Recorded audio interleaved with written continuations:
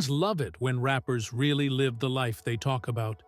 But when it comes to NBA YoungBoy, that line between authenticity and self-destruction almost completely disappears. From a very young age, his life followed a cycle that never seemed to stop. Freedom, chaos, jail, and back again. YoungBoy didn't grow up with stability. His father was sentenced to decades in prison while he was still a child, and that moment changed everything. His mother tried to move him away from danger, but after bouncing between family members, YoungBoy eventually ended up back in the streets. By the time he was a teenager, the streets weren't an influence anymore. They were his reality. Music entered his life early. Not as a dream of fame, but as something that gave meaning to the chaos. He started writing lyrics as a kid, copying what he heard around him and turning real-life pain into words. But recording music costs money. Money he didn't have. So he did what a lot of kids from his environment do. He found ways to hustle, to scrape together enough cash just to get studio time. It wasn't glamorous. It was survival. At only 15 years old, his life collided with the justice system for the first time. A robbery charge landed him in juvenile detention, where instead of slowing down, he doubled down. Locked up, YoungBoy wrote even more music. When he came home, he dropped his first project, raw, aggressive, and full of emotion.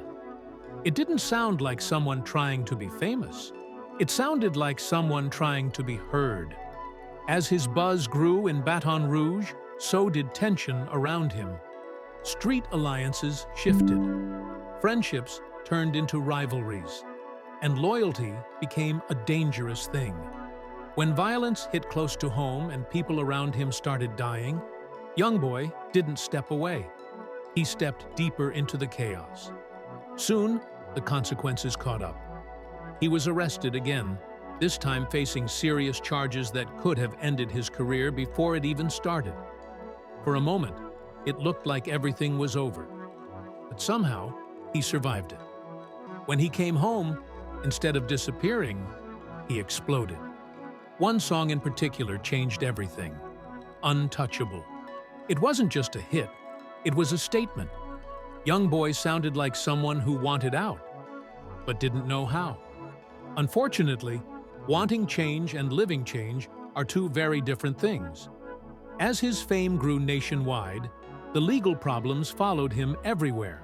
Arrests during tours, domestic allegations, probation violations. At one point, hotel footage leaked that damaged his image permanently. Even though he avoided major prison time, the damage was done. The headlines never stopped. By 2019, YoungBoy was one of the most talked-about rappers in America. Not just for music, but for violence surrounding him. Shootings, beef, people close to him losing their lives. At one point, an innocent bystander was killed during a shootout meant for him. That moment reportedly shook YoungBoy deeply. He even admitted he wished it had been him instead. Still, the cycle continued.